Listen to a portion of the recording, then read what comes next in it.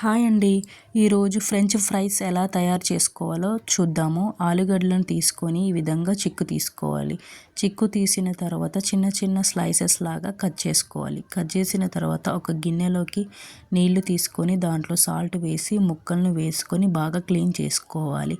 ఈ విధంగా క్లీన్ చేసిన తర్వాత మళ్ళీ వాటర్ తీసుకొని సాల్ట్ వేసి స్లైసెస్ లాగా కట్ చేసిన ఆలు ముక్కలను దాంట్లో వేసుకొని ఒక 5 మినిట్స్ పాటు బాయిల్ చేసుకోవాలి. ఈ విధంగా బాయిల్ చేసిన తర్వాత ఒక ప్లేట్లోకి తీసుకొని పక్కన పెట్టుకోవాలి. ఈ విధంగా పక్కన పెట్టుకున్న తర్వాత ఒక 5 మినిట్స్ పాటు ఆరనివ్వాలి. ఆరిన తర్వాత ఒక స్పూన్ వరకు కార్న్ఫ్లోర్ను వేసుకోవాలి. ఈ విధంగా వేసుకున్న తర్వాత ఈ కార్న్ఫ్లోర్ని ముక్కలన్నిటికీ పట్టే విధంగా కలుపుకోవాలి.